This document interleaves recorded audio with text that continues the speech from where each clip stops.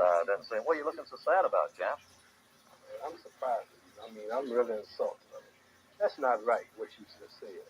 What do you mean, what I just said? I mean, I'm getting a drink of water. I'm late getting home, but you talk. I said something about the greatest heavyweight champ, man. I'm a hometown man, and you talking about Joe Louis, man. Joe Louis wouldn't be nothing for me. Joe, I tell you, Joe, do you think you would have stood a chance with me? Well, Clay, one time during my career, I formed a Formula One tour. I would have been a bum compared to you.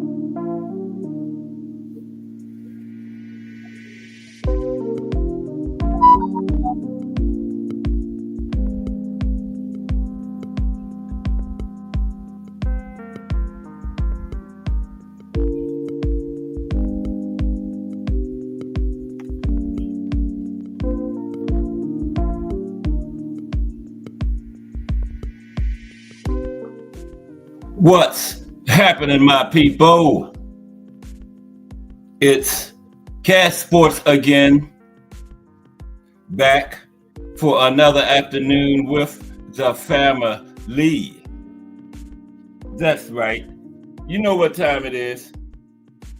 If it's Monday through Friday, 2 p.m., it's the Boxtorian, bringing you all that boxing history.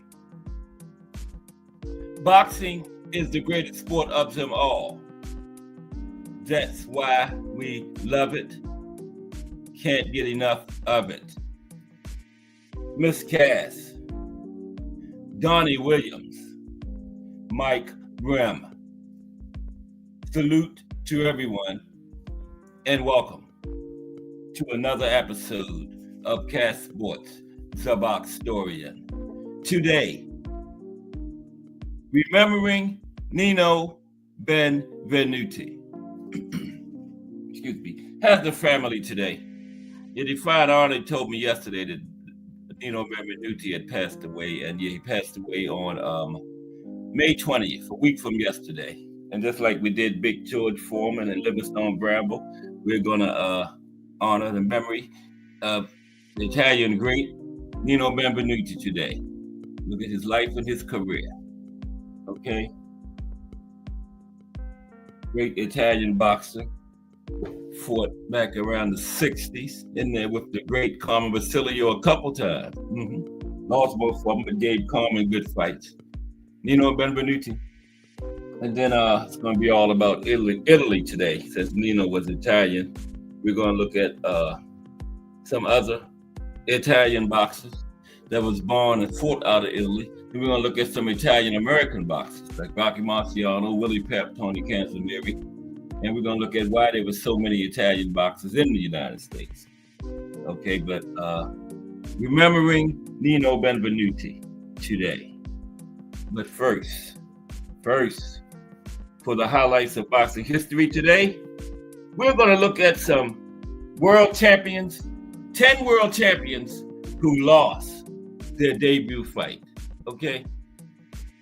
10 world champions who lost their debut fight for the highlight of boxing history today. Take us to 2:30.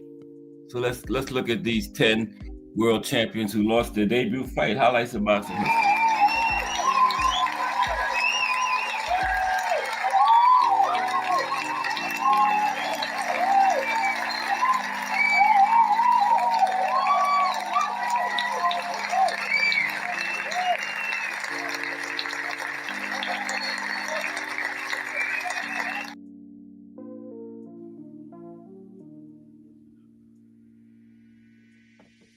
I don't know where to start at. But how's everybody today? It's Wednesday, hump day, getting ready to go downhill toward the weekend. Tomorrow we're gonna, Boxing in the State series continues for the last couple of weeks now. Tomorrow is gonna be Washington, D.C., okay?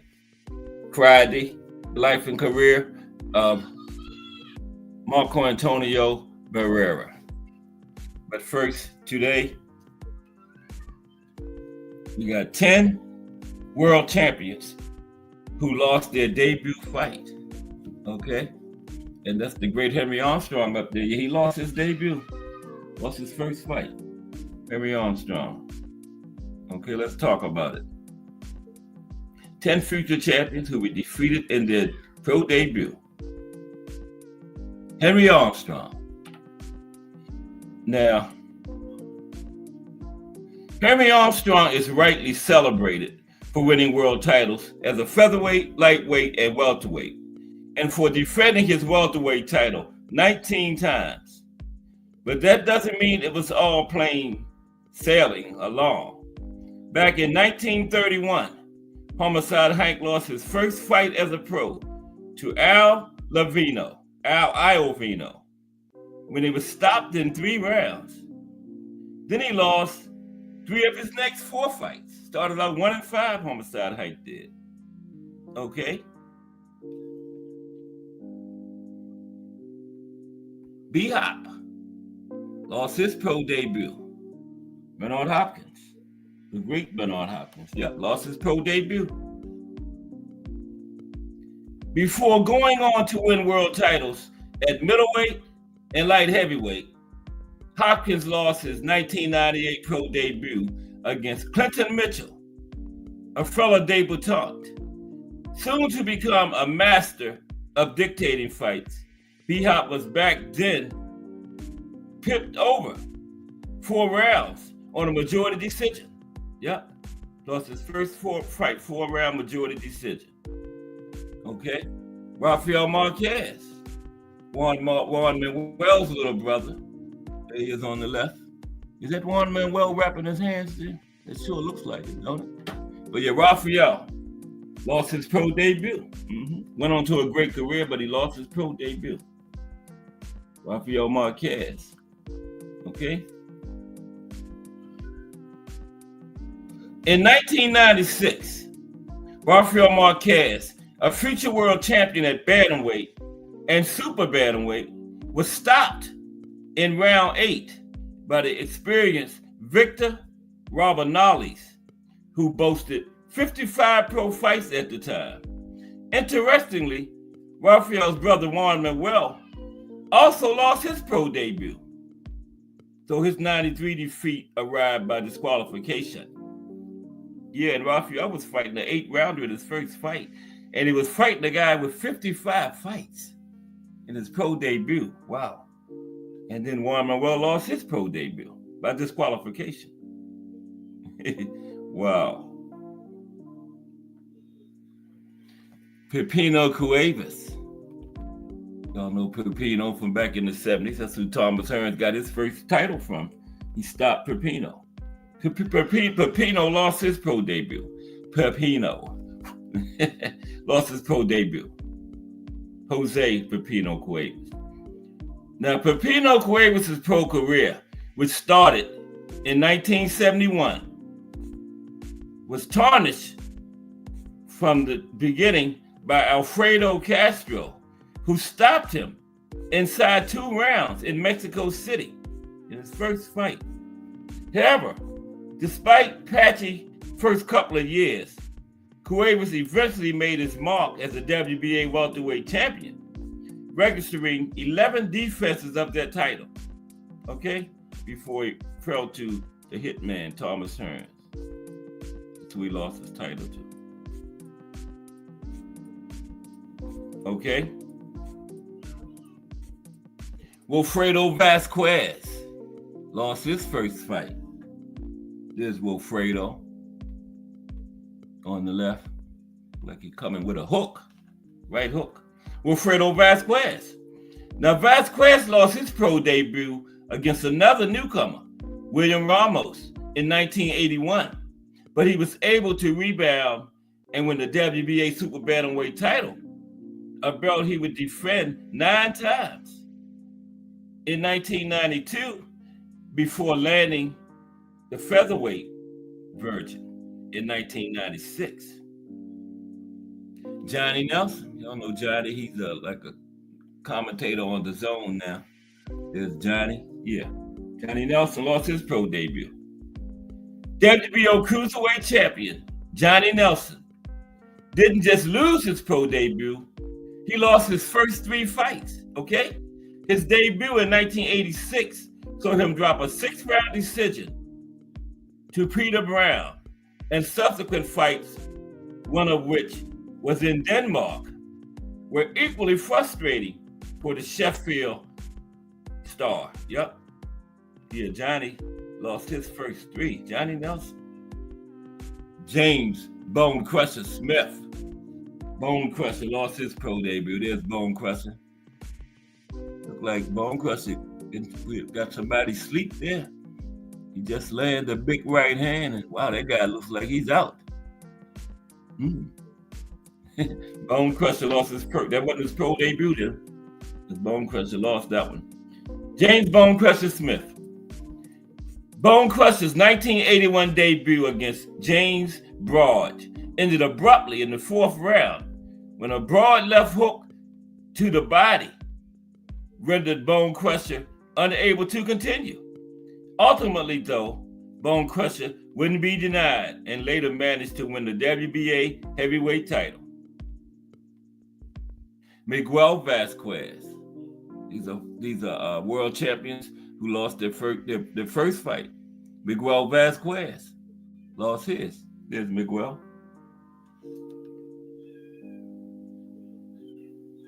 Poor Miguel Vasquez.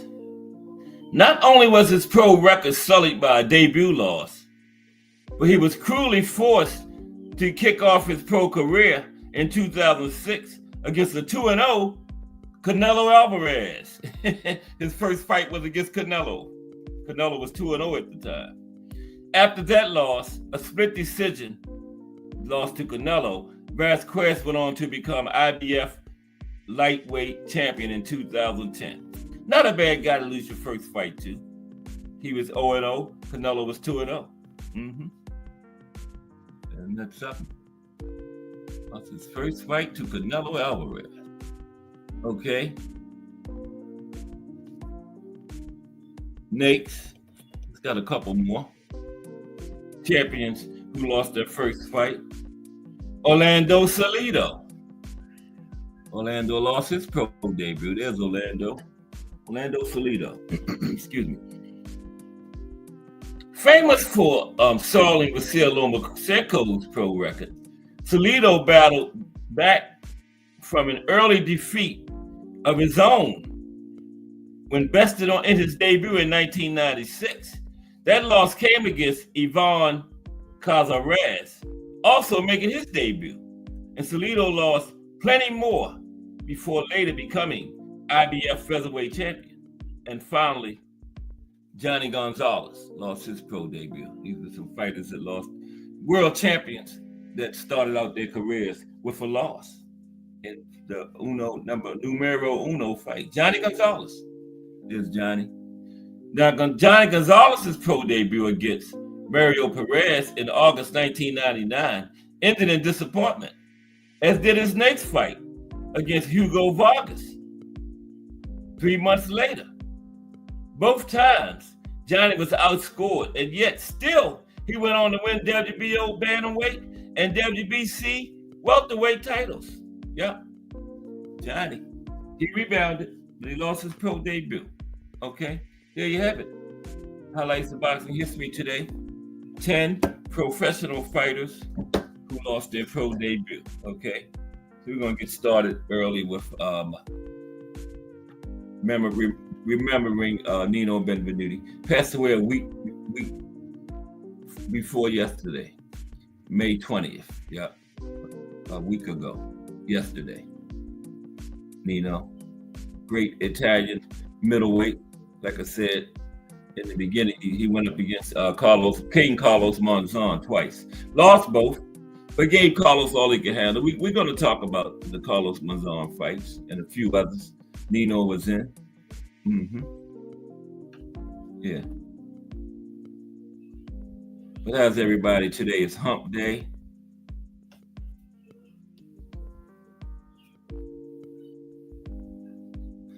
Talking this boxing history here on Cast Sports. Bear with me for a moment. There we go. I was trying to Al Booger in the building. Salute, Al Booger. We remembering Nino Benvenuti today, Al Booger. He passed away a week from yesterday. A week exactly before yesterday. Last week, Tuesday, May 20th. And we're going to honor him today like we do. You know, we did Big George, remember? Livingstone Bravo. So remembering Nino Benvenuti today. Okay?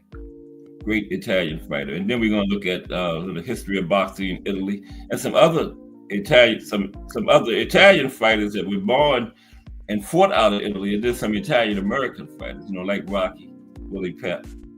We're going to cover them too later in the show because Nino is not going to be a long one. But yeah, let's salute Al Booger in the building. Yeah, Nino Benvenuti.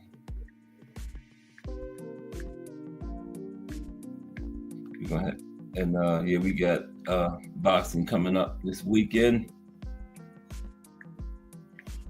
It's hump day. We'll be on the way down to it after today. Okay, let's get started.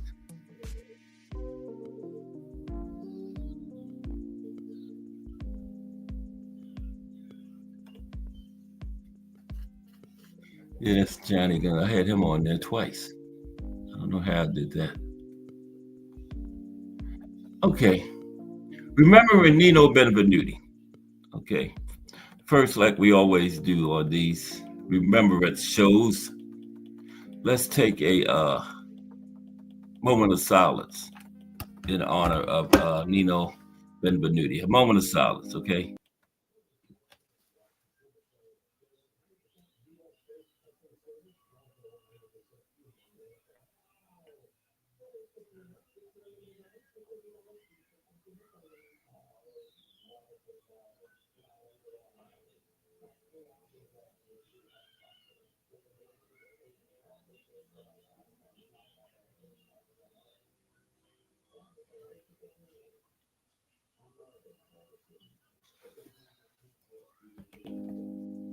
Okay, remembering Nino Benvenuti.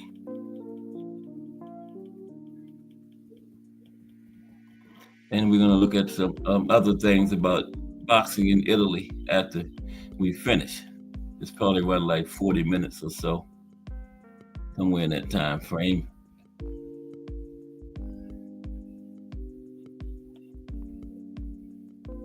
Okay, but how's everybody today on this hump day Wednesday? I don't know why I'm looking at my chat phone. It's so dark. Let me fix that. I gotta go into settings and turn the brightness up. I think I must have it on automatic because it goes up and down when you have it on auto. Yeah. And I sure do. Yep. That's why it went down. I always like to adjust it myself. I don't put it where I want it because you have it on auto. It just goes down by itself. And that's what happened. But now we're ready. Got to be able to see the chat. That's important. I'm in the chat too. Okay, there we go. All right, man. Let me put this window up. It's warm in here. Man, excuse me for a moment. I'm trying to get as close to 2:30 as I can. But the window does need to be. Okay. Oh man, what we got? 2:23. Let's go. What can happen? The Wi-Fi can act up. Anything can happen. But let's start. Okay. Remembering Nino Benvenuti. Now, Giovanni Benvenuti. Okay. Born April 26, 1938. Died May 20th, 2025. A week ago yesterday. Okay. He was an Italian professional boxer and actor. Right? He held world titles in 2 weight classes. He had the undisputed super welterweight championship from June 1965 to June 1966. And he also had the undisputed middleweight championship twice, from April to September 1967 and from March 1968 to November 1970. He had a 2-year reign on that one. Yeah, that was right before King Carlos Monzon came in, right? It might have been who he lost it to. We'll see. Now, as an amateur welterweight boxer, Nino won the Italian title in 1956, 57, 58, 59, and 60. He won the European title in 1957 and 1959. And he won an Olympic gold medal in 1960. In Rome, same year Muhammad got his. Nino won the Olympic gold for Italy in the welterweight division. And he received the Val Barker Trophy for the best boxer in the Olympics. That's the Olympics Cassius Clay was in. But Nino got the Val Barker Trophy for the best boxer in the Olympics over Cassius Clay. Yeah, big accomplishment there. Mm-hmm. Yeah, that's a big honor winning that Val Barker Trophy. That's the best fighter overall in the Olympics. Okay. Yeah, and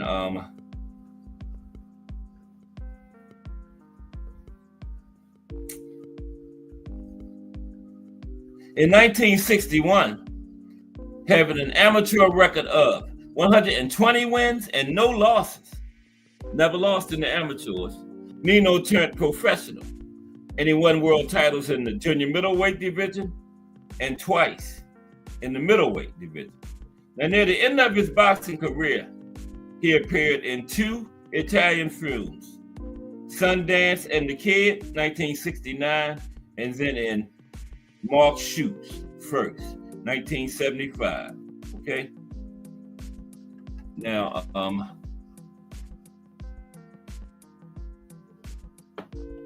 Nino was, he fought in 3 weight classes, junior middleweight, middleweight, and light heavyweight. Won titles in 2 of them, junior middleweight and middleweight. He was 5'10", had a 75-inch reach. He fought in the orthodox stance. He had a total of 90 fights in his pro career. He won 82, had 7 losses, 1 draw, 35 knockouts. Not a power guy. Just 35 knockouts out of 82 wins, 90 fights on the dot in his career. You know, okay? And Nino was inducted into the International Boxing Hall of Fame in 1992.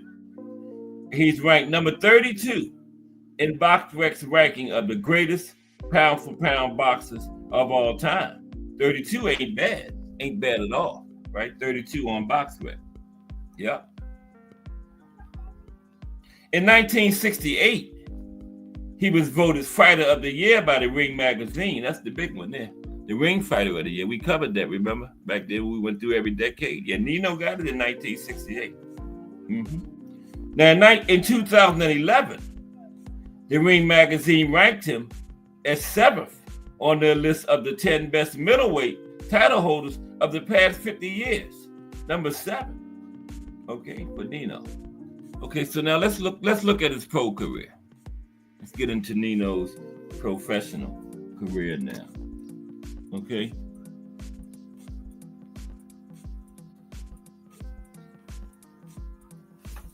Okay. Now, on January 20th, 1961, Nino made his pro debut, beating Ben Ali Alala by decision in 6 rounds.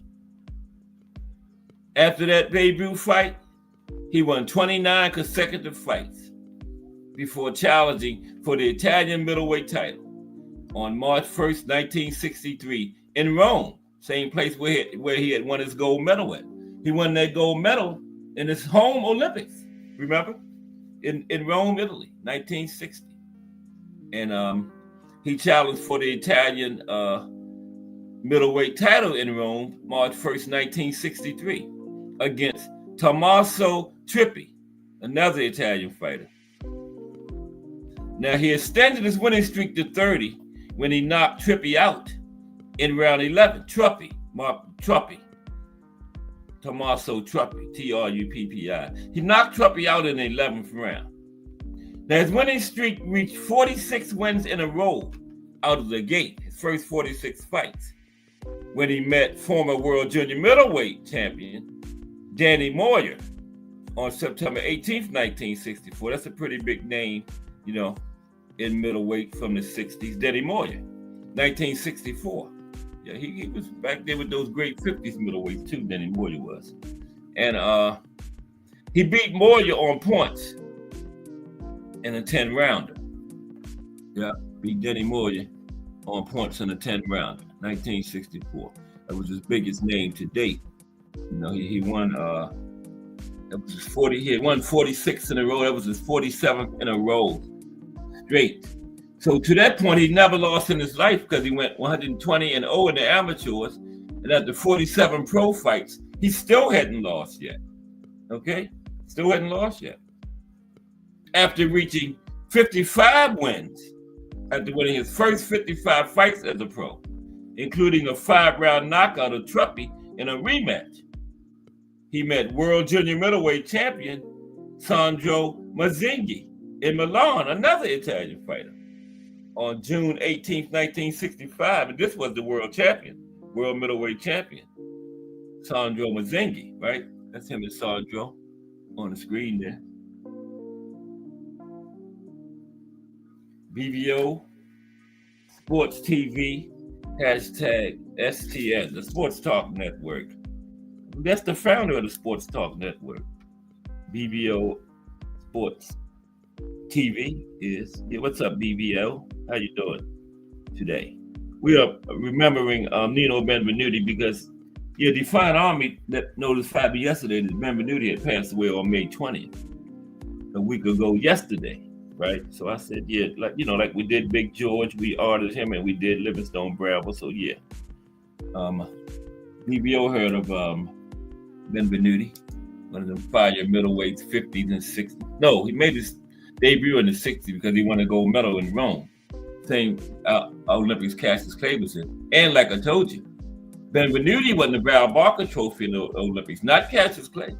Benvenuti won the Outstanding Boxer Award trophy in that Olympics and a gold medal. Okay, so now he went for the junior middleweight championship. No. He's going for the middleweight against Truppi, another Italian fighter, right? And he had 55 wins in a row and never lost in the amateurs, right? So now he's 120 and 0 in the amateurs, and won his first 55 pro fights. Okay? Yeah, 1960 BBO, right. So 120 and 0 in the amateurs, and he won 55 in a row as a professional. Now, he had a 5-round knockout of Truppy in a rematch, right? He beat Truppy, so that's 56. Then in a rematch, he met Sandro Mazzinghi again in Milan on June 18th, 1965. Okay? He met Mazzinghi again. And this was a fight the Italian public clamored for. You know, both men were Italian. Both men claimed to be the best in their division.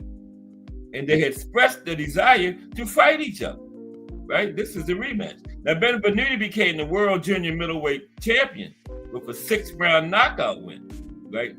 He had fought at middleweight, but he went back down to junior middleweight for this fight. You know, he fought at junior middleweight, and light heavyweight. Then he knocked Mazzinghi out in the 6th round. So that's 56 in a row for him. It was common in that era for world champions to fight for regional belts after winning the world title. So on October 15th, 1965, Nino added the European title in the middleweight division with a 6-round knockout of Luis Polello, okay? He sounds Italian too, okay? So, that's like 57 fights into his pro career. He's won plus 120 and 0 in the amateurs. So that's like what, damn near 180 fights in his entire life. He still haven't lost yet, you know. Well, 177 to be exact. 120 0 in the amateurs, his first 77 pro fight. Still haven't lost yet. But he got King Carlos Mazan coming up, so. But let's continue. Okay. So now,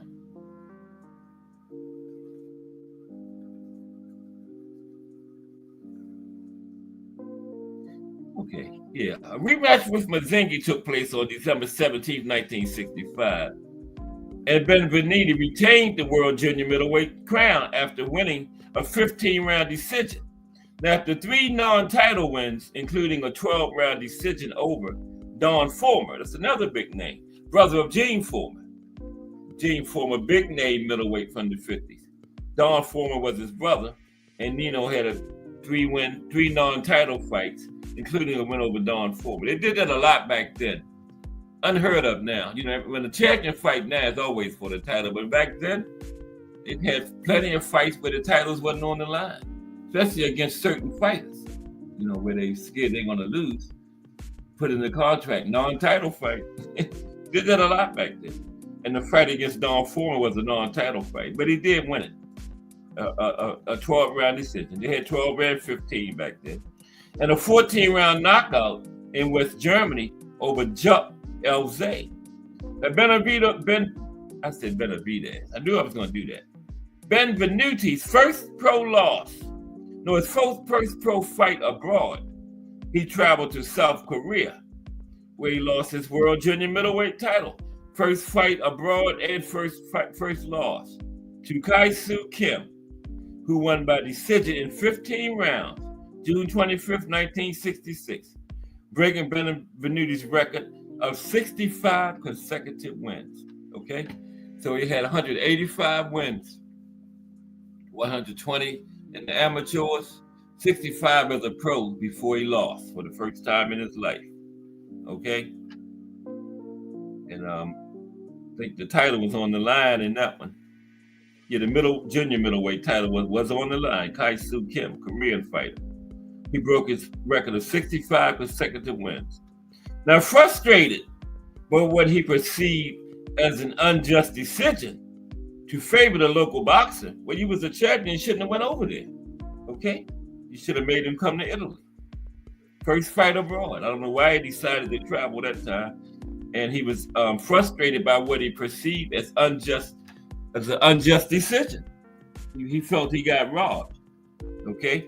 Benvenuti decided to drop the junior middleweight and concentrate on the middleweight division instead. So he moved up. He left junior middleweight. He had one fight at middleweight before, but it went back down. So now he says he's going up to middleweight for good. Terrell Cameron, what's up, Terrell? How are you today? We're honoring Nino Benvenuti, passed away a week ago yesterday. Talking about his life and career. 87 years old, by the way. He had a nice long life. Yep. I think he was born in 2025 minus 87 is what? 1937, right? Yeah, born in 1937 or 38. He was 87.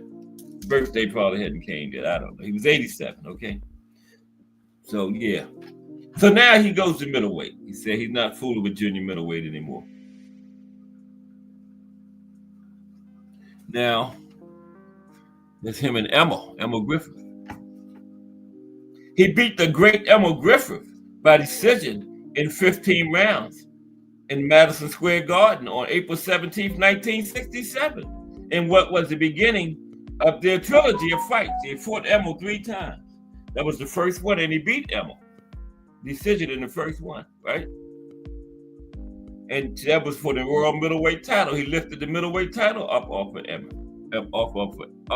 of Emil Griffith. Okay? So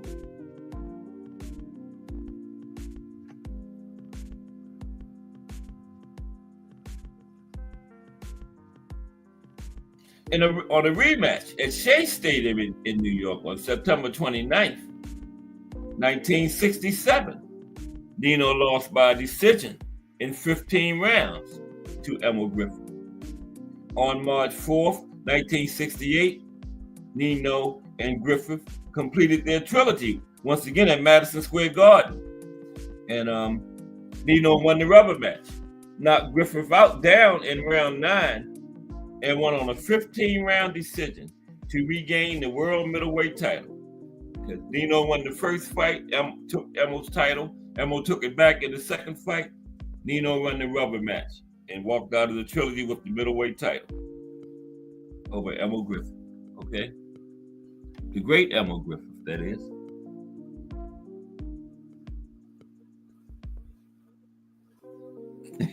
BBO said he beat him dead. Was that Emil in that last fight, BBO? Justin James. What's up, Justin? Good to see you. Everything is good, Justin. Hope and pray everything is good with you, my brother. Justin James. Hashtag JBT is in the building. Always great to see Justin. Yeah. Salute, Justin. Everything is good. Thanks for asking. Hope everything is good with you, Justin. We are honoring Nino Benvenuti today, Justin. He passed away last week. We always do that with the big name boxers. Let's do a little show on the life and career. Talking about his career right now. Okay. So, yeah, he just took the middleweight title back from Emma. BVO said he beat him dead. He did beat him up pretty bad in that last fight. The first 2 were decisions, but he stopped Emma. No.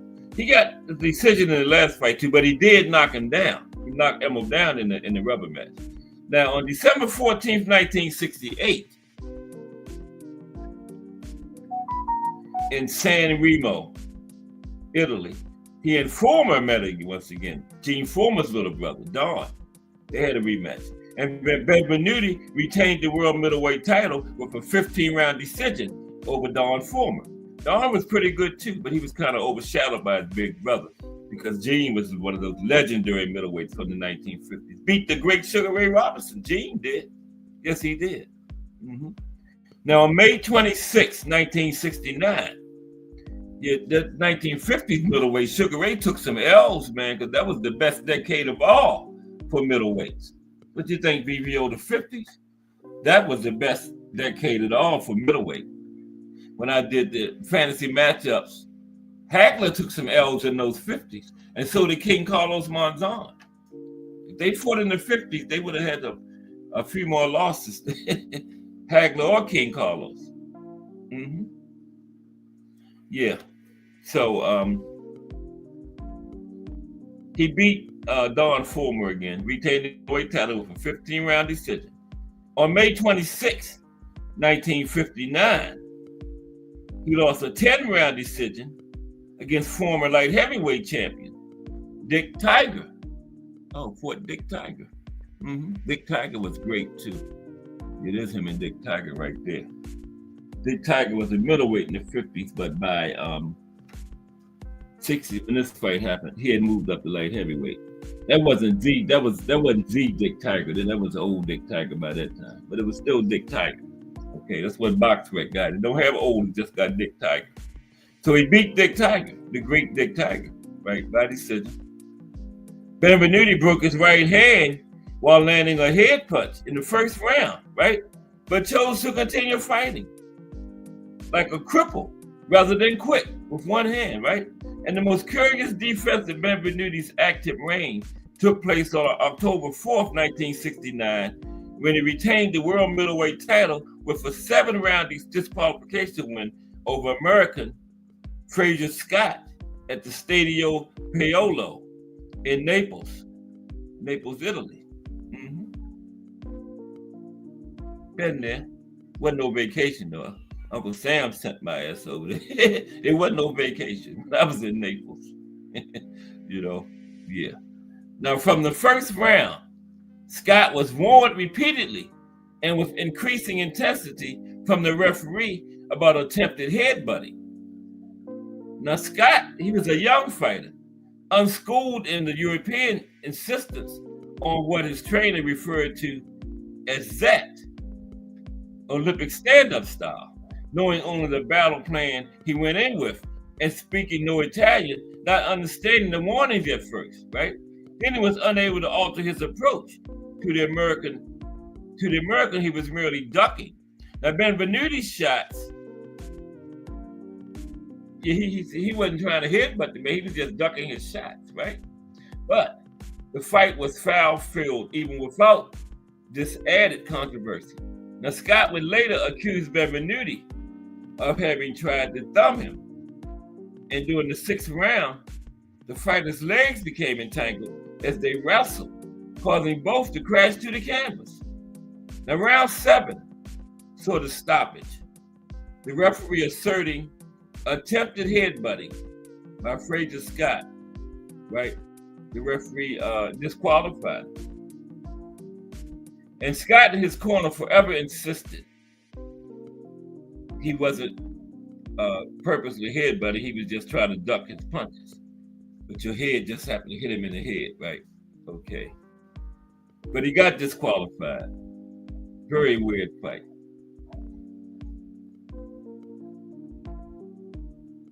Okay. Boy, it's raining hard out there. Y'all probably can hear it. On November 22nd, 1969, Nino beat former world welterweight champion Luis Rodriguez by knockout in the 11th round. Okay, in the 11th round. And once again, retained his world middleweight title. Now, on March 13th, 1970, in a non-title fight, Benvenuti was knocked out in the 8th round by unknown American Tom Bethea in Australia. Now, the upset defeat caused Bethea to earn a world title shot at Benvenuti's title because that was a non-title fight. But once Bethea beat him, they figured he deserved a title shot, so he got a title shot. And Benvenuti avenged the defeat in the title shot when the two met again, right, in Umar with an 8th round knockout. Okay, you got him by 8th round knockout. Okay, so then that's him and King Carlos right there, King Carlos Monzon. On November 7th, 1970, Benvenuti lost his title in Rome. Yeah, that was it. He after being knocked out in the 12th round by rising star Carlos Monzon. That's when Carlos got the title. He knocked Benvenuti out, and Carlos kept it for 7 straight years. Didn't lose it until 1977. That's when he got it. He beat Nino Benvenuti. Yeah, and Carlos went over there to Rome and did it in Benvenuti's country, King Carlos. Okay, 12th round knockout. In 1971, after losing a 10-round decision to Jose Chirino, a fighter he had picked due to his fighting style, similarities with Monzon because he had a rematch with Monzon coming up. and he ended up losing to Torino, right? He got a rematch with Monzon for the world middleweight title. He had just lost to Monzon. This one was in Monte Carlo, May 8th, 1971. Okay? Now Monzon won again in the third round when Benvenuti's corner threw in the towel. Carlos was beating him up in that one. Yeah, they threw the towel in. Now, realizing that he no longer had the stamina to compete with champions of a new generation like King Carlos, Benvenuti announced his retirement. Yeah. After that second fight with King Carlos, Nino realized he didn't have it anymore, right? So he hung up the gloves. Okay? Yeah, after the second fight with King Carlos, he hung him up. Now, he had a record of 82 wins, 7 losses, and 1 draw for his career. And he wasn't a knockout guy. So he had about, I think he had 30-something knockouts. Okay, 35 knockouts. 35 knockouts. In 1992, he was inducted into the International Boxing Hall of Fame. Now, post-boxing career. Okay, told you Nino wasn't very long. We still got some other stuff. We're going to focus on Italy today, since Nino was Italian. Post-boxing. After retiring from boxing, Nino Benvenuti became a successful businessman, TV pundit, and city councilor for sport in Trieste, Italy. He opened a high-class restaurant and maintained a strong friendship with his former rivals, King Carlos Monzon and Emil Griffith, 2 of the biggest names on his resume, right? In 1980, Benvenuti asked Griffith to be the godfather of one of his sons, and later helped Griffith financially when Griffith was in financial trouble. Right? Yeah, him and Emil Griffith became great friends. So did him and Monzon. Now, Monzon was a guest at Benvenuti's television show several times, and when he was accused of murdering his wife in 1988, Benvenuti became one of his most loyal supporters, visiting him in jail in Argentina. And it's weird because King Carlos was in prison for murder and was getting weekend furloughs. That's how he died. King Carlos was on his way back to prison from a weekend furlough and got killed in a car accident. Where did he do that at? Most murderers, you let them out on a weekend furlough, they ain't going back to no prison. King Carlos was on his way back and died in a car accident. Yeah. How do you kill somebody and get a weekend furlough from prison? He must do things very differently in Argentina. Right, but anyway, yeah, that's what happened. But yeah, and Nino used to visit King Carlos when he was in jail. He threw his wife off a second floor balcony and killed him. And then King Carlos jumped off himself to pretend him and his wife had fell over by accident. But yeah, some people saw him do it, and he got convicted of it. And Nino was a pallbearer at Monzon's funeral in 1995. So retirement, personal life, and death. Okay, retirement, personal life, and death. Nino just died last week. Now, Benvenuti was born in Isola d'Istria, Italy, right? And it's now in Slovenia.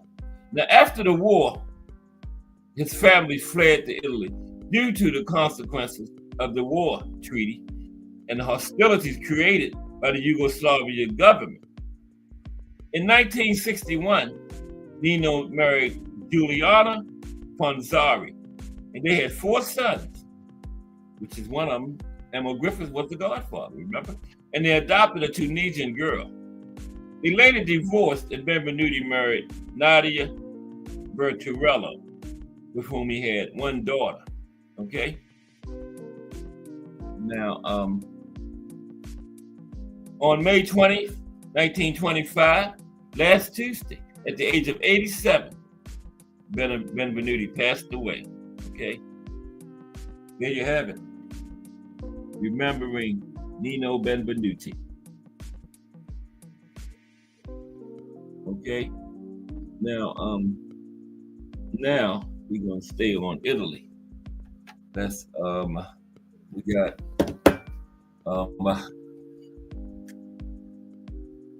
We got some Italian. We're going to talk about some Italian boxers, not Italian Americans like Rocky and Willie Pep. Some boxers that were born in Italy and fought out of Italy. Okay, like Nino. Because we got plenty of Italian Americans like Rocky, Willie Pep, Tony Canzoneri, those guys. We're going to talk about them later. Now we're going to talk about some true Italian boxers, not Italian Americans, Italians. Okay. Oh, I mean, yeah. Stay with me for a moment. With the old switcheroo. But how's everybody today? It's Wednesday. We hump day on the way downhill to the fight this weekend. I don't know who we got in there. Oh, man. There it is. I'm trying to get into the chat with y'all. Let me get in. Amen. Okay, we're going to talk about some Italian fighters now. Okay? Got four fighters that were born in Italy and fought out of Italy. Yeah. I was over there in the military. It was a hazardous duty station too. You know, when you're in a dangerous part of the world, it's called a hazardous duty station, and you get paid for it too. There's a terrorist group there called the Red Brigade. Just going around blowing up stuff. They kidnapped a former Italian president when I was there and killed him too. Took him out. They didn't bother us though. They didn't want that kind of noise with the U.S. military. But let's get this up. Let's see. We're going to talk about some true Italian boxers. Okay, here we go. Here it is right here. We got four of them, just four of them. Now, Primo Carnera is true Italian. Big Primo, there he is. Yeah. You know, not the Italian Americans like Rocky Marciano or Willie Pep or Tony Canzoneri or Jake LaMotta. These are fighters that were born in Italy and fought out of Italy. Primo Carnera is first. Okay. Now, before steroids, before modern nutrition and modern weightlifting, the strongest giant in boxing history was Primo Carnera. There he is. Primo, he was a big dude, man. Primo Carnera was an Italian professional boxer who reigned as the world heavyweight champion from June 29th, 1933 to June 14th, 1934, and who was nicknamed the Ambling Alp. Primo is the only Italian to hold an undisputed world heavyweight championship. Now, he said he was mafia connected, and a lot of guys were taking dives against him, but Primo didn't know. Primo thought he was like that. Now, Primo is also the only Italian to hold any major portion of the title, heavyweight, right? Because, of course, Nino was world champion, but he was at middleweight and junior middleweight. Now, Primo was born and raised in Italy. He began boxing there to make a living during the Depression, right?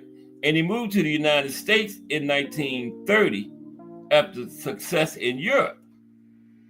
He later became an American citizen and lived in Los Angeles, California.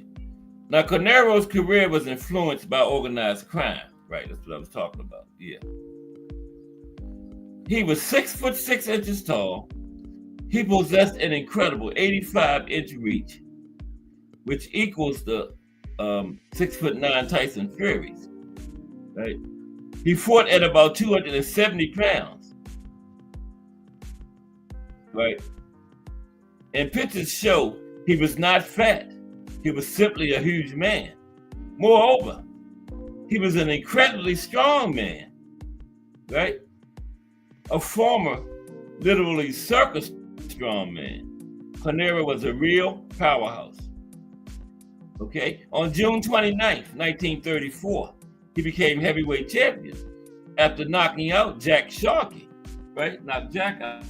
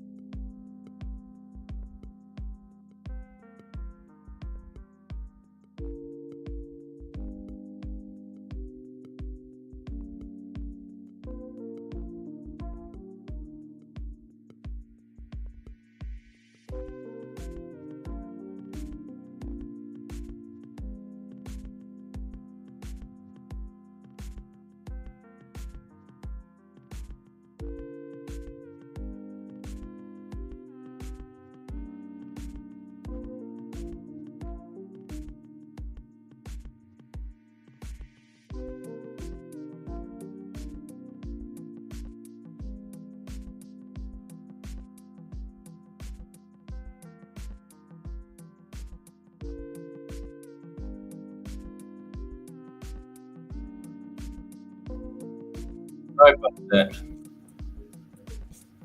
Oh boy, we're back.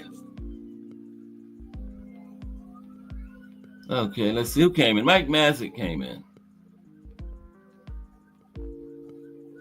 I don't even know when we went out, but yeah, we were talking about Primo Carnera, right? Okay. Yeah, Primo Carnera. Okay, we're back. I see Mike Masick has entered the building. What's up, Mike Masick? I didn't even see that on the phone. Okay, let's continue with Primo. Man, this Wi-Fi, and I just got a bill today. Crazy, ain't it? Okay, let's continue with Primo Carnera. Yeah, what's up, Mike Masick? Salute. And we was honoring Nino Benvenuti, who passed away last week. And we were talking about Primo Carnera. Okay. Let's see. What was I doing here? This done threw me all the way off, man. Let's see. This done threw me all the way off.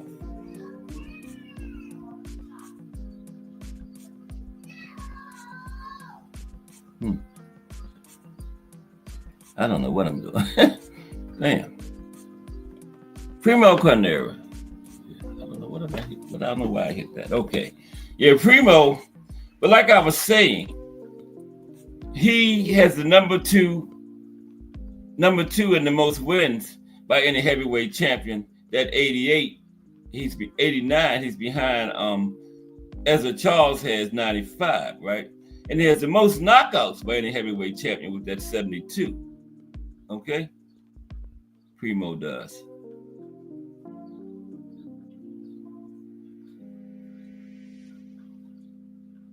Yep, 89 wins is number 2 behind Ezra Charles 95. 72 knockouts is the most by any world heavyweight champion. Now, Primo became a professional wrestler in 1946 and continued to work as one until the 1960s. He died in 1967 in his home in Italy at 60 years old from complications from his diabetes. As a footnote, Italian heavyweight Francesco Damiani also technically held a version of the title from 1987 to 1989, though almost no one recognized him as champion, right? Damiani, who competed from 1985 to 1993, was the first WBO heavyweight champion, as well as a heavyweight title champion from 1987 to 1993. The WBA was the organization, and his title was regarded as a paper alphabet joke. Okay?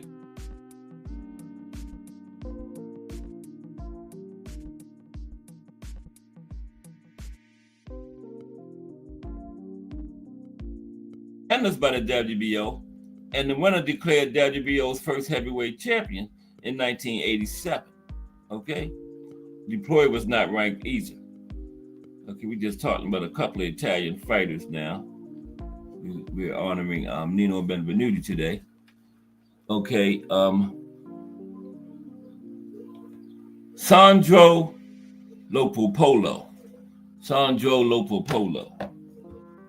Define Arnie One. Yeah, we talked about Define Arnie One was the one that told me about Nino passed away last Tuesday. And we did a little show on him today, Define Arnie One. Now we're talking about some other Italian boxers, okay? And this one is Sandro Opopolo. I know I'm butchering his name. Lopopolo, damn. Where did I get Opopolo from? Opopolo. That's his name right there. Sandro Lopopolo. Okay, let's talk about Sandro. Now, Sandro Lopopolo was born in Milan, Italy on December 18th, 1939. Lopopolo won a silver medal as a lightweight at the 1960 Rome Olympics, right? Same one where Benvenuti won his gold. And like I said, Benvenuti won the Val Barker Trophy as an outstanding boxer in the Olympics, not Cassius Clay, Cassius Clay won gold for the United States. Benvenuti won gold for Italy as a junior welterweight, but he won the Val Barker Trophy as an outstanding boxer in the Olympics. Nino Benvenuti did. Now, Lopopolo turned pro in 1961. He won the lineal, WBA, and WBC junior welterweight titles from Carlos Morocho Hernandez on April 29, 1967. And Lopopolo defended his title once. And a year after winning it, he lost it to Takeshi Fuji. Lopopolo boxed on but never fought for the title again. He retired in 1973 with a record of 53 wins, 10 losses, and 7 draws. Carlo Orlandi. Okay, I think that's the last one. No, I got one more. Carlo Orlandi. Okay. Carlo Orlandi was born in Milan on April 23rd, 1910. Incredibly, although he was both deaf and mute, Orlandi was an amazingly talented amateur fighter, deaf and mute. Won an Olympic gold medal in 1928 as a lightweight. Deaf and mute won an Olympic gold medal. Turning pro in 1939, Orlandi fought almost exclusively in Italy.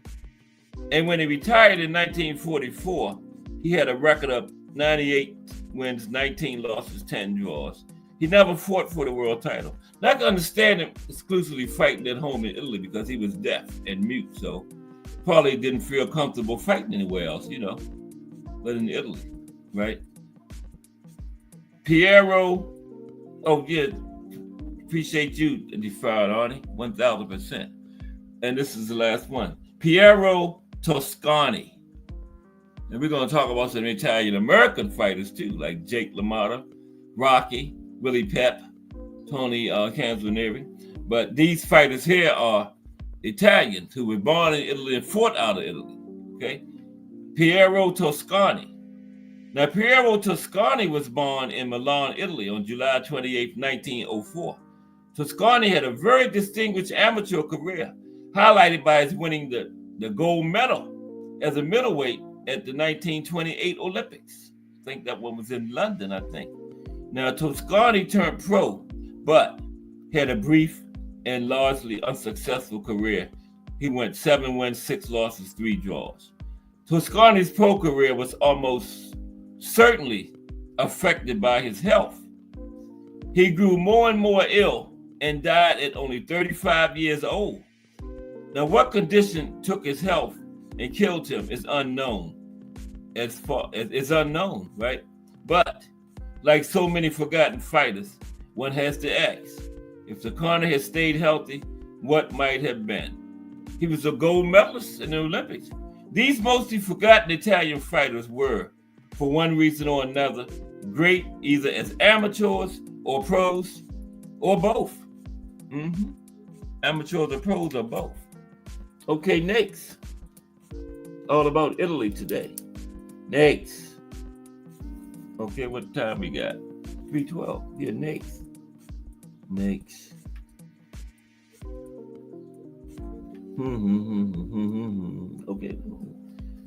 Okay, here we go.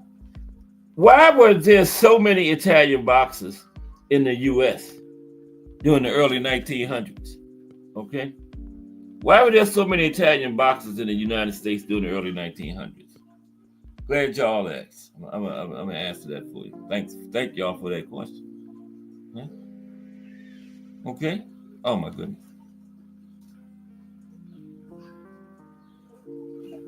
Don't tell me. Oh, I thought this thing was getting ready to go off on me again. Just got a Wi-Fi acting up. Just got a a bill today in the mail. And if I don't pay it, they'll cut it off. Okay. All right. But the question is, why were there so many Italian boxers in the United States in the early 1900s? Okay. Let's see why.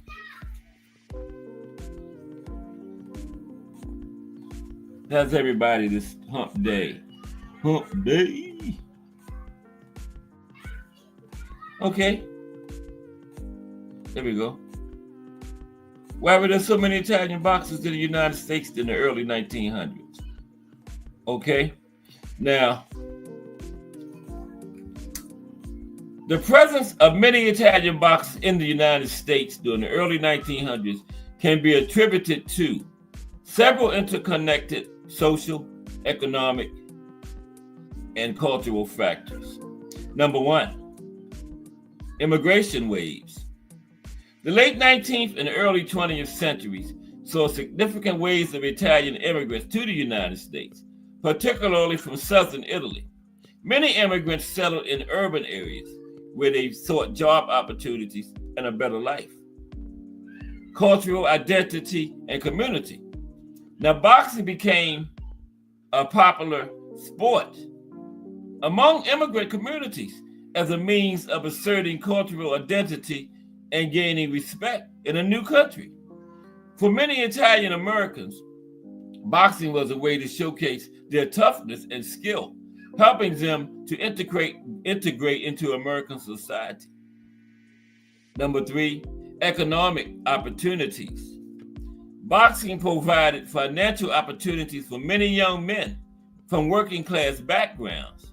It was a way to earn money, sometimes quickly, compared to traditional jobs that often paid poorly. Okay? Let me take a drink. Kind of sore throat a little bit. Okay. Yeah, that helps. Okay.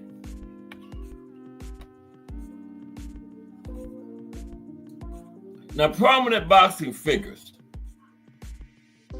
The rise of notable Italian-American boxers such as Jack Dempsey and Tony Canzonieri helped popularize the sport within the Italian-American community. Their success inspired many young fighters to pursue boxing as a career. And supportive networks.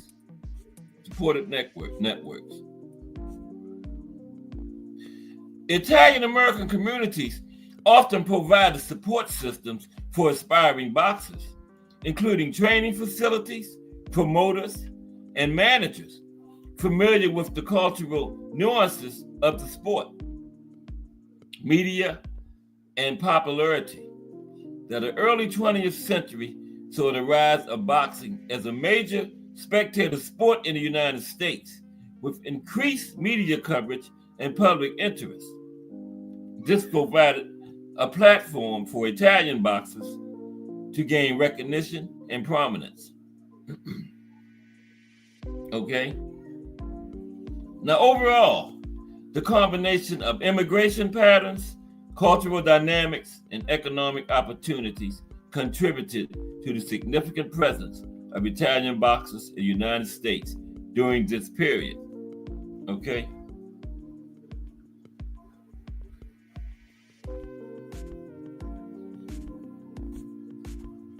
Now, how did Italian boxers impact the sport of boxing in America? Okay?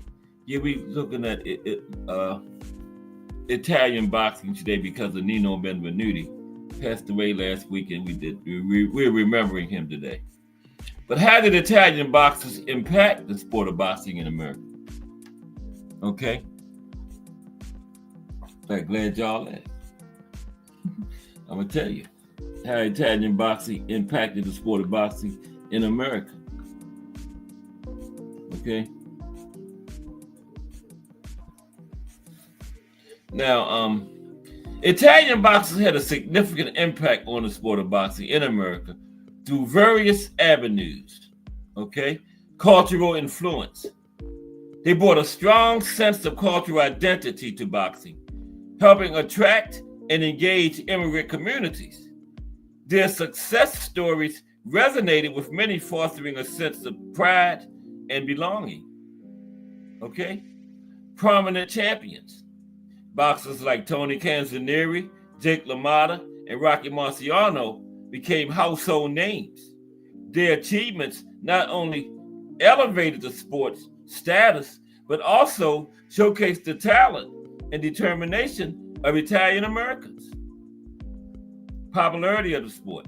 Now, the rise of Italian boxers contributed to the growing popularity of boxing in the early to mid 20th century.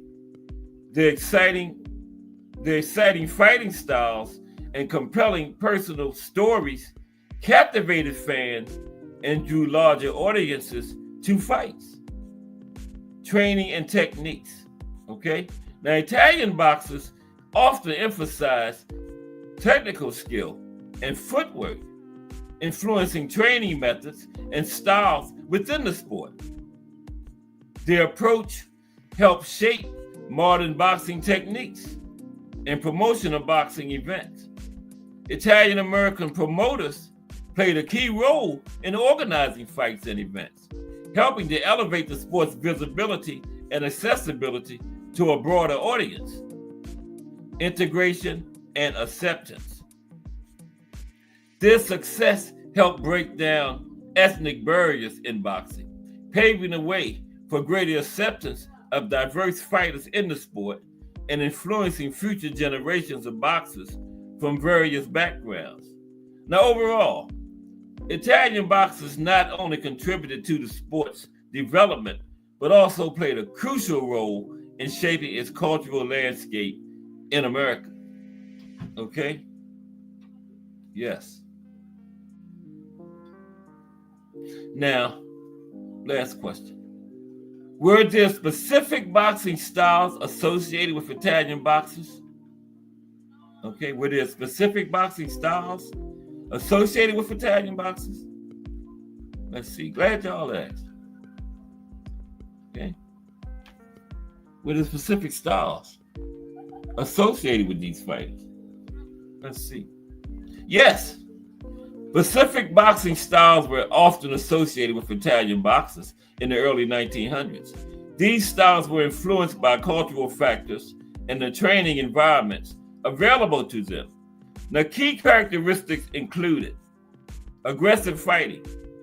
Italian boxers were known for their aggressive, forward-moving style. They often pursued their opponents relentlessly, looking for opportunities to land powerful punches. Gotta take another drink. Hope I ain't got COVID. God damn. Okay. Brawling techniques. Many Italian fighters utilize brawling tactics, focusing on close range exchanges and effective use of hooks and uppercuts, rather than relying solely on technical finesse. Strong chins. Italian boxers often train to develop resilience and toughness, leading to a reputation for having strong chins and the ability to absorb punishment while continuing to fight. Body punching. Body punching. A common strategy among Italian fighters was to target the body, aiming to wear down opponents over the course of the fight.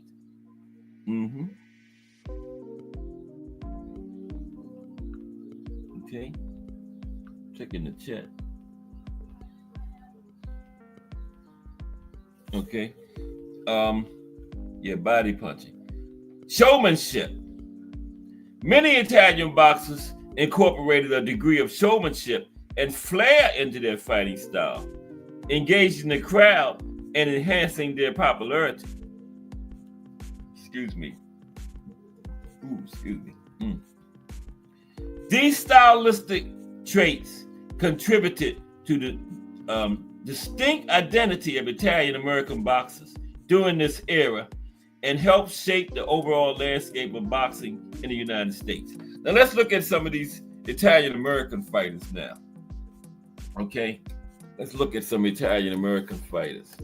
some of the great Italian American fighters. There were some great ones, man, led by the great Rocky Marciano himself. Okay, and nobody better not say he was overrated. I'm coming down into the chat. Nobody better not say he was overrated. BVO, I'm coming down into the chat and get you, bro, and cook you. Okay, let's see. What's up, Luke BVO? How you doing today, bro? Okay, now where were we? Yeah, we're gonna look at some of these great Italian American boxers now. Okay, let's see.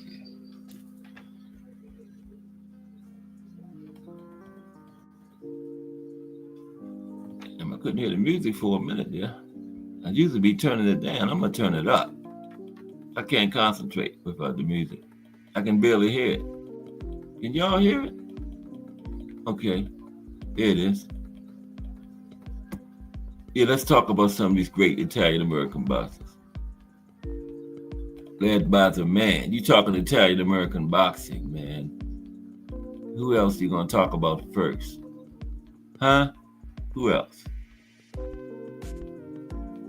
The great, legendary Rocky Marciano. Did I say legendary? Mm-hmm.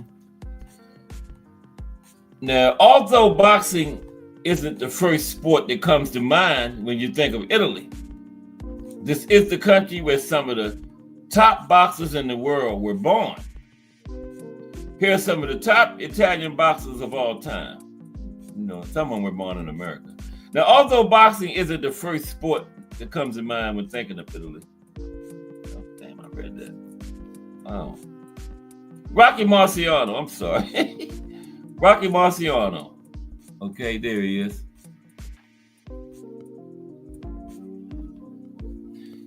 Okay. Now, Rocky Marciano was born on September 1st, 1923 in Brockton, Massachusetts. The best years of Marciano's career were between 1952 and 1956. During this period, he was the world heavyweight champion. Throughout his entire career, he did not face a defeat or fight tie while holding the heavyweight title. And he's the only boxer able to claim this. The only one. Only heavyweight to retire undefeated so far. Now, Usyk got an excellent chance. Now, for this reason, Rocky is widely considered the best Italian American boxer of all time. Rocky Marciano.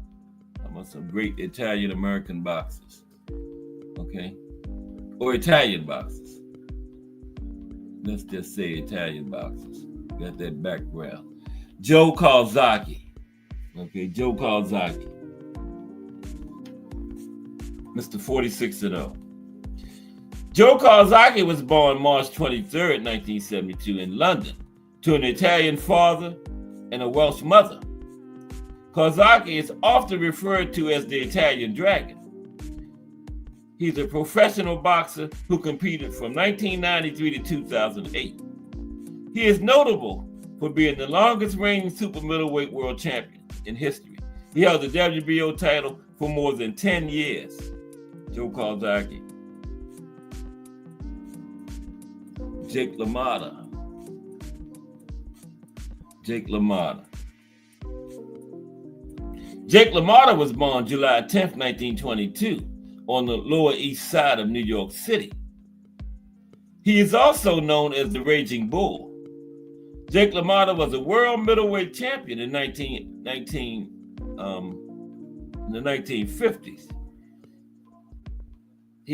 And they made a movie about Jake, you know. He was played by played by Robert De Niro in the film The Raging Bull. Now, one of Jake's most famous victories was against Sugar Ray Robinson.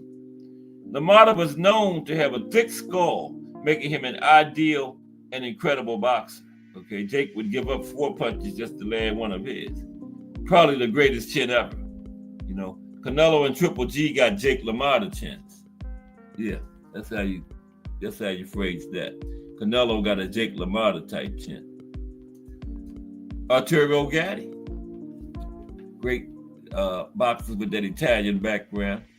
Oh man, Arturo Gatti.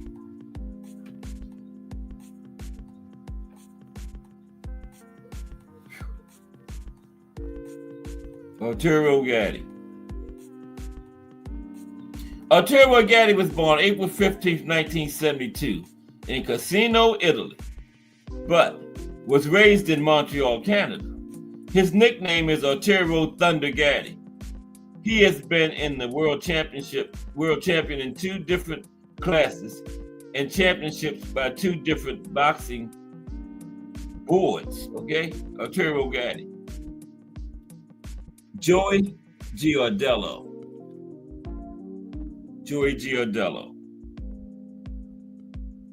Boxers with the Italian background. Carmine Orlando Taligi, better known as Joey Giardello, was born in Brooklyn, New York in July of 1930. The boxing was very common for young Italian men in New York during this time. In 1948, at the age of 18, Giardello began boxing professionally. He was the world middleweight champion from 1963 to 1965. Okay, just a little short description, so I ain't trying to bore y'all. Rocky Graziano. Rocky Graziano. Wow. Thomas Rocco Barbella, better known as Rocky Graziano, was born on January 1st, 1918 in Brooklyn, New York, a New Year's baby. Wow. He held the title of world middleweight and was champion and was most noted for his capability to take the opponent out with a single punch. The film Somebody Up There Likes Me is an Oscar-winning movie that was based upon Graziano's life story. Okay? Ray Boom Boom Mancini. There he is with his father. His father was also a boxer. His father had a bright future. Was probably a better boxer than Ray, but his father went into World War II and got injured. And then he never boxed again after the war. But he was a very promising boxer. You know, he looked better than Ray as a boxer, but he got hurt in the war and never boxed again. But his son did become a world champion. Ray Boom Boom Mancini. Raymond Michael Mancini, also known as Ray Boom Boom Mancini, is the son of Lenny Boom Boom Mancini. Boxing was always an extremely large part of his life because of his father, who was also a boxer. Now, Ray was born on March 4th, 1961 in Youngstown, Ohio. He is noted for holding the WBA lightweight title from 1982 to 1984. And he was inducted into the International Boxing Hall of Fame. Ray Boom Boom Mancini. Okay? Young Corbett III.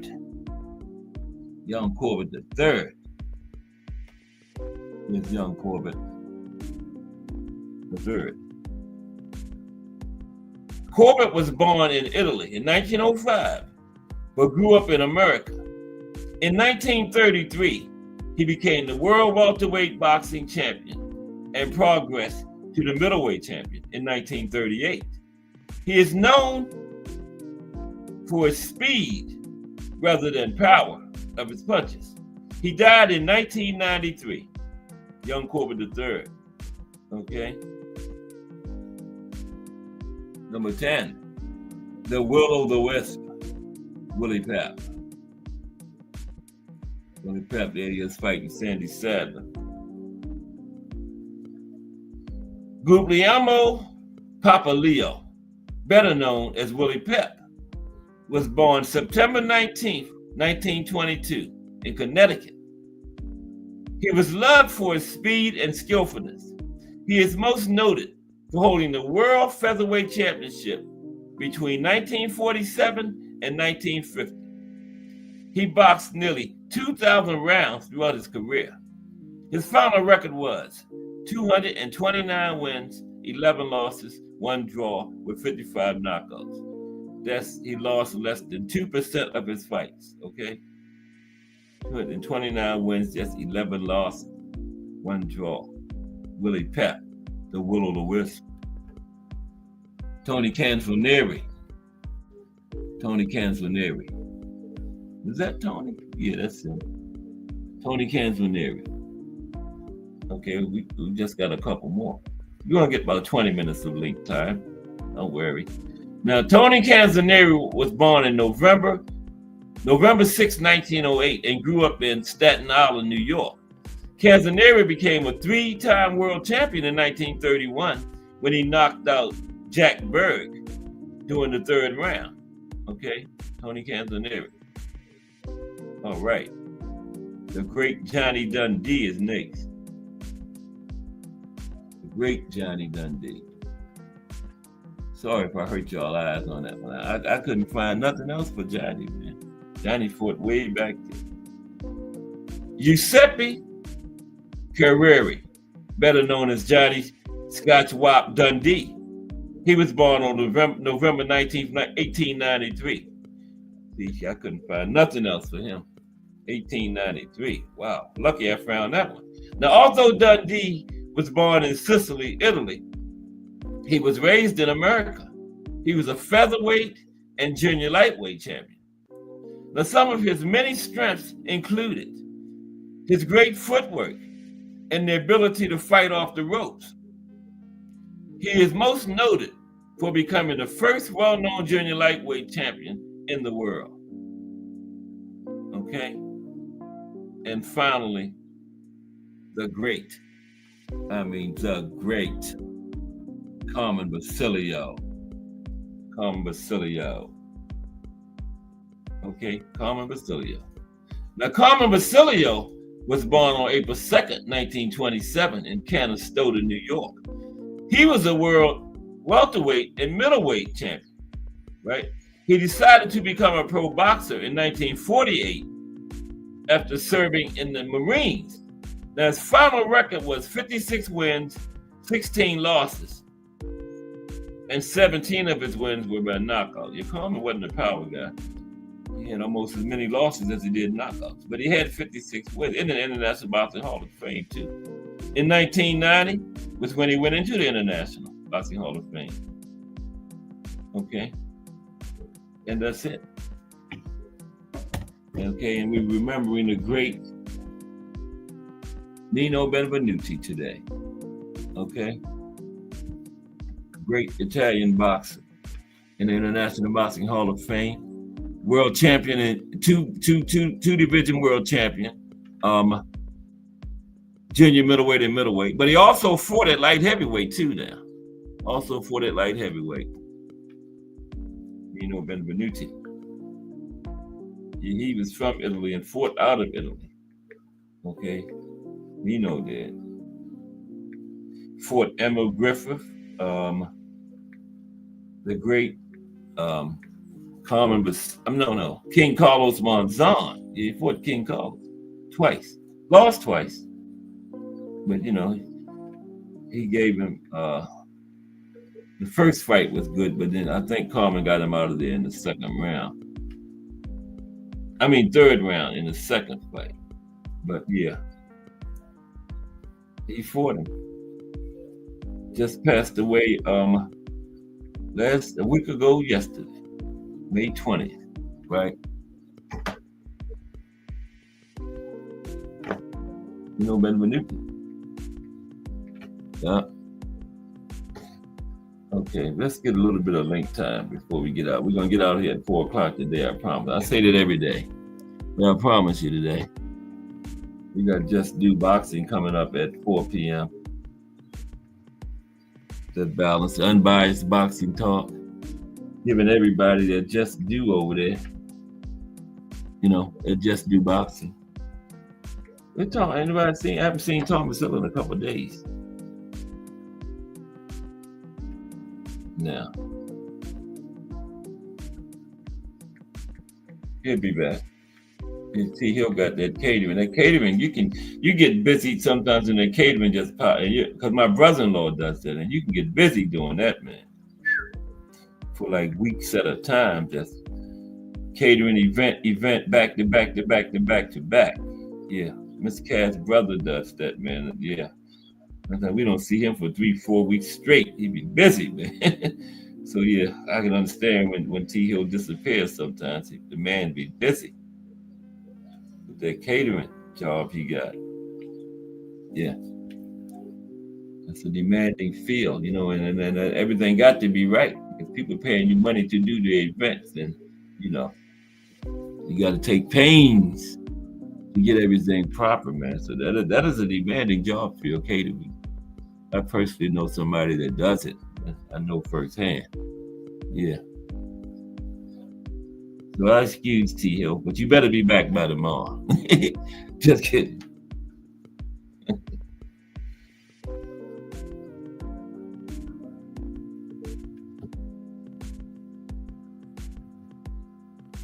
Okay, let me get this link in for y'all. Okay, here we go. Okay. And yeah, we got Just Do coming on today. Hope y'all enjoyed that. That was tomorrow is Washington, D.C. Boxing in the States. It's not a state, but it got a nice history. They got some nice boxers that came out of D.C. So yeah, we're gonna look at that tomorrow. Boxing in the States, and then of course, Marco Antonio Barrera. And then Monday, I think I'm gonna talk about the series of fights between those four. Marco Antonio Barrera, Manny Pacquiao, Eric Morales, and Juan Manuel Marquez. I always forget Juan Manuel, yeah. Those four. Not all 13 of them. That would be very time consuming, but probably like the biggest fights between them or something. We're gonna do something on the four kings up to 2000s Monday. Those four, okay? Yeah, because they really competed with each other. Like I said, there's only one combination of those four that didn't happen, Morales and Marquez. So yeah, we're gonna give them their props Monday. Yep. Yeah, Juan Manuel Marco Antonio Barrera, because we did Pacquiao, Marquez, and Morales before. And everybody seemed to like those shows when we did those three. So yeah, we're gonna do Barrera tomorrow. Yeah. Yeah, we looked at in the beginning. We looked at those top fighters, those world champions that lost their debut fight. That was really interesting. Mm-hmm. Really interesting.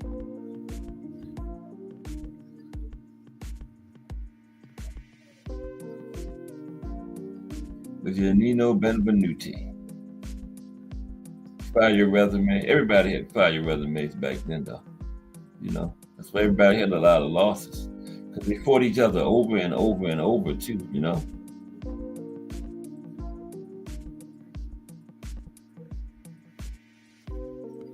Now, some people say it was so many Italian boxers in the United States back then because, in the words of the late heavyweight champion Floyd Patterson, boxing is a slum sport.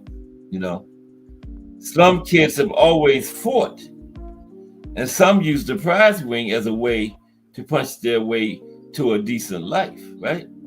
Now, in the late 19th and early 20th centuries in the United States, most Italians lived in urban areas, like I was saying, not just urban areas, urban slums, right? So the Jews of East European origin, and some of them boxed professionally. So they were quicker to move out to the less risky training and management of the business.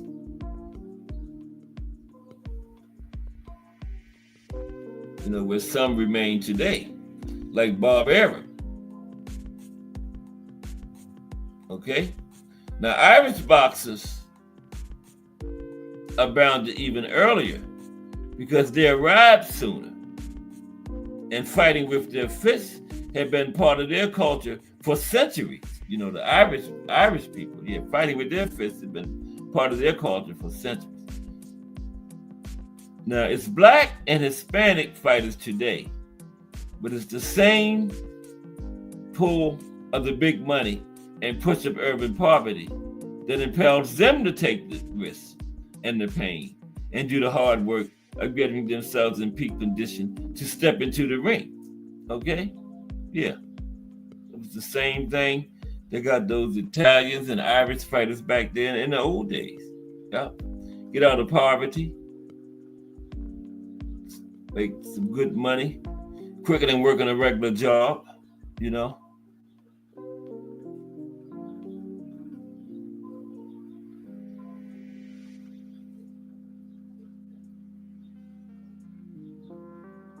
And most Italian immigrants came to the U.S. during the late 19th century, late 1800s and 1900s, came to the United States with nothing but the clothes on their backs, right? And a suitcase.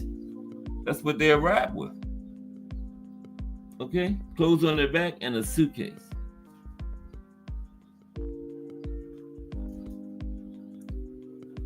They lived in, like I said, very poor neighborhoods and did not make much money. Now, the talented Italian-American athletes pursued baseball and boxing as a way to get out of the hood back then. Now, after World War II, the lives of Italian-Americans vastly improved, right? And the skilled boxers did not need to get into a profession where one's head is pounded for a living. They could enter mainstream America and get safer blue or white collar jobs that paid well. But you get the idea. Came here with basically nothing, and boxing was a quick way out. Like I said, the Irish fighters had been fighting for centuries. That's in their DNA to fight. So that was right up their alley. And back in the old days, each neighborhood used to have their champion, right? And the champion in one neighborhood to fight the champion of other neighborhoods, and that was a big time entertainment then, right? Just that they're going from neighborhood to neighborhood fighting. And everybody used to turn out to watch those fights. That was huge back in the day.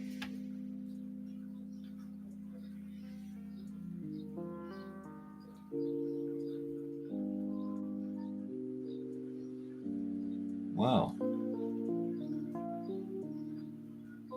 Well, that's interesting. The top 10 boxers of each decade since 1900. That's a show. That's an entire show. No, y'all ain't hearing that right now. That's an entire show right there. Top 10 boxers of each decade since 1900.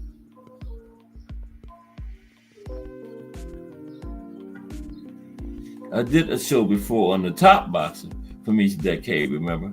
This is the top 10. You know, like the 1900s. Let's review. 1900s, it was James J. Jeffries. Just briefly, we got like 15 minutes. James J. Jeffries was a heavyweight champion known for his strength and skill. He was undefeated in his career until his retirement, right? 1910s, it was Jack Johnson, the first African-American heavyweight champion, known for his defensive skills and controversial reign. 1920s, of course, Jack Dempsey, the best boxer from each decade in the 1900s. 1920s, it was Jack Dempsey, of course, a cultural icon and one of the most famous boxers of his time, known for his aggressive style and knockout power. Jack Dempsey was one of the first ones to make boxing famous in his reign. 1930s, it was Joe Louis. Or Henry Armstrong. I would put Henry Armstrong for the 30s, Joe Louis for the 40s, and Sugar Ray for the 50s, but I don't know. Joe Louis for the 30s. The Brown Bomber became a symbol of racial pride and was known for his powerful punches and technical skill. 1940s, Sugar Ray Robinson. This is the most popular boxer each decade. Sugar Ray Robinson. Also considered the greatest pound-for-pound boxer, he was known for his versatility and skill in multiple weight classes. Sugar Ray. Okay? 1950s, Rocky Marciano. The only heavyweight champion to retire undefeated, known for his relentless fighting style and knockout power. 1960s, Muhammad Ali, originally known as Cassius Clay, he was famous for his speed, charisma, and legendary fights against Sonny Liston and Smoking Joe Frazier. 1970s is Smoking Joe Frazier. Okay? 1970s is Smoking Joe Frazier. Joe Frazier was known for his relentless pressure and legendary fights against Muhammad Ali, including the fight of the century. But that was the second fight of the century because the first one was Jack Johnson and James J. Jeffries, remember? Yeah. Frazier Ali was the second fight of the century. Wow, 1980s, Mike Tyson over Hagler, Sugar Ray, JCC. Mike Tyson for the 1980s, fight of the decade. Iron Michael. Ooh, shit. My bad. I didn't break nothing. Mike Tyson. He became the youngest heavyweight champion in boxing history, known for his ferocious power and aggressive style. Aggressive and intimidating style, that is. And 1990s was Roy Jones Jr., a dominant force across multiple weight classes, known for his speed, reflexes, and unorthodox style. And 2000s would have to be Manny Pacquiao, right? The only boxer to win world titles in 8 different weight classes, known for his speed and power. 2010s, Floyd Mayweather Jr., 2010 to 2019, got to be Floyd. Undefeated and known for his defensive prowess and technical skill, Floyd became a global superstar. In 2020s, up to now, Canelo Alvarez, for the first half for the 2020s, we'll be 5 years in, right? Canelo, yeah, agree with that. Canelo, yeah, a good choice. I would agree with that. Yeah, Canelo Alvarez.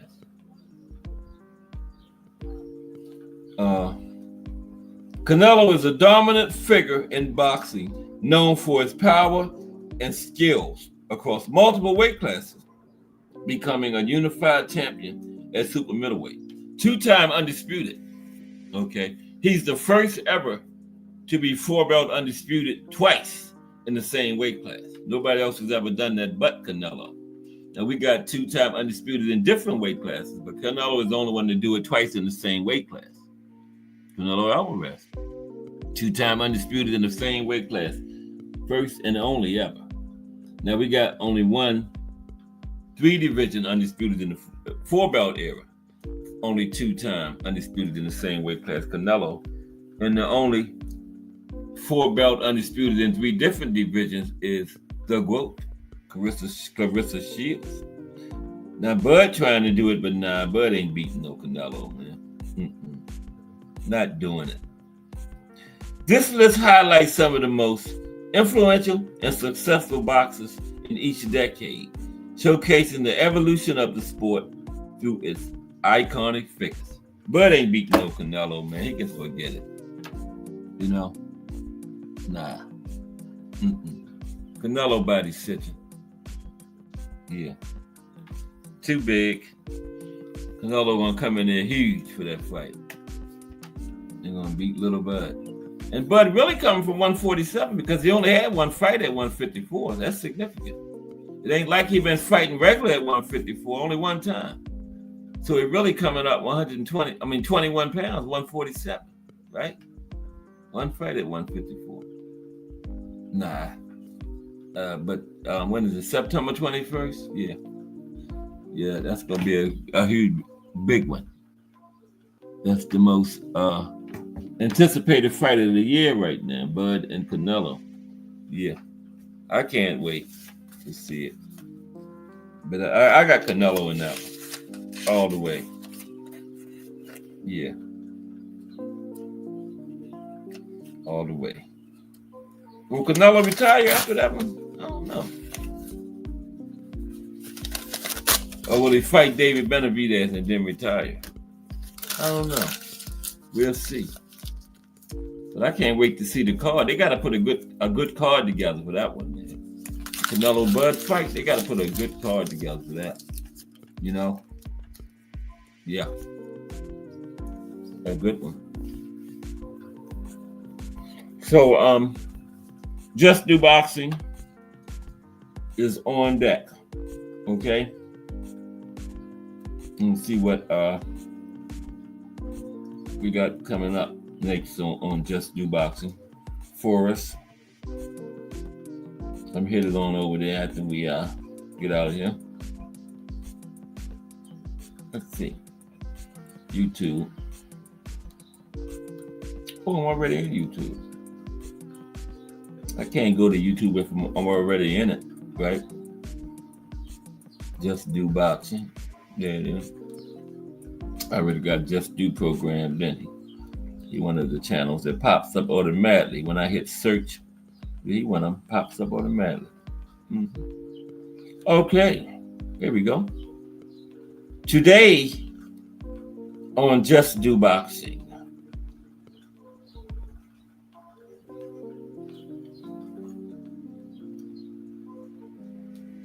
Turkey fires Teofimo Lopez after disrespect.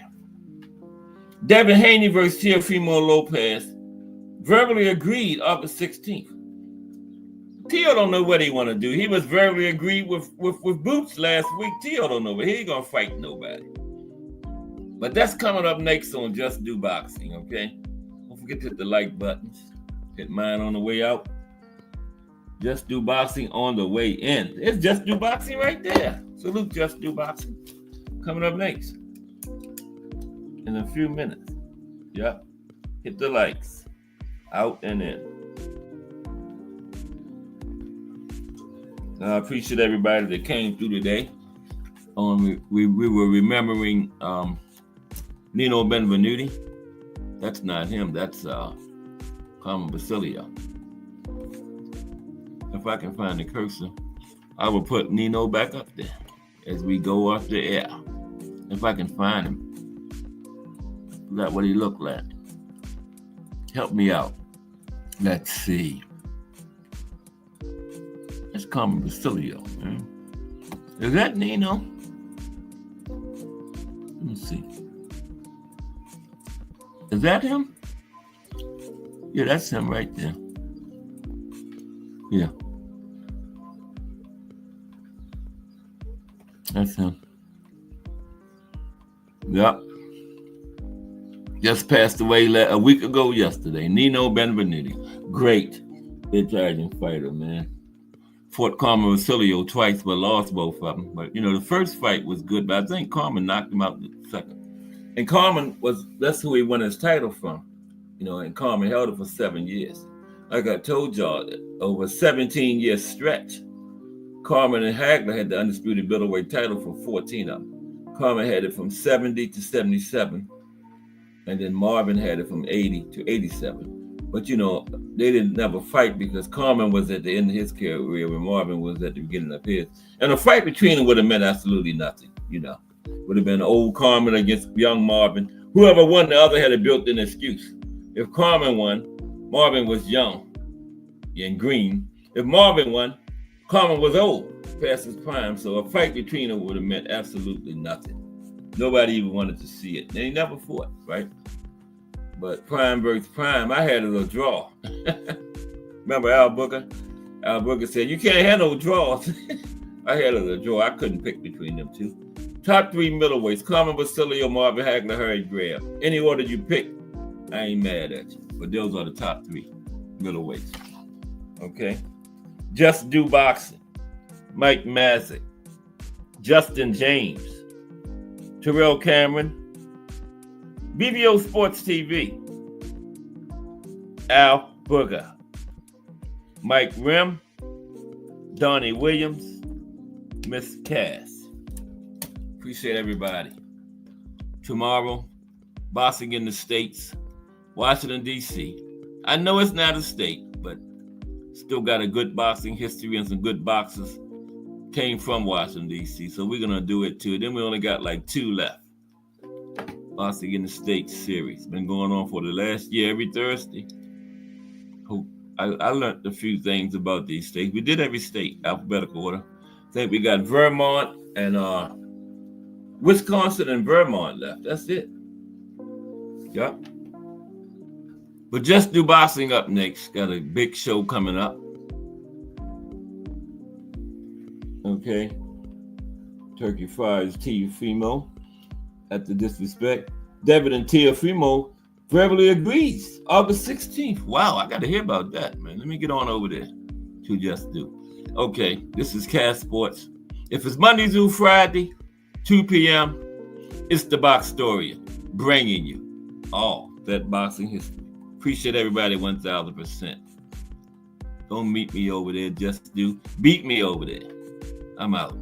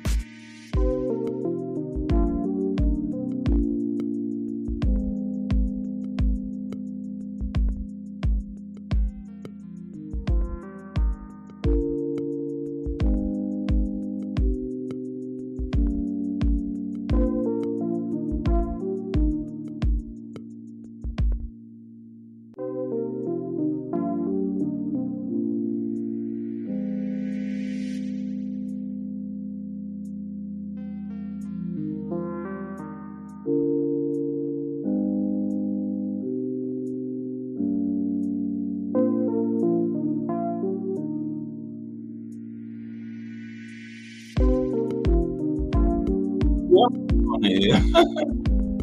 This is crazy, man. Damn. I don't know why I'm still on there. And I'm getting ready to go off. Thought I was off. But I ain't say nothing bad. Okay.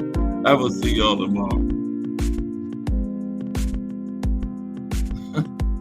Oh my goodness. That was going on there. I can't get off. Damn.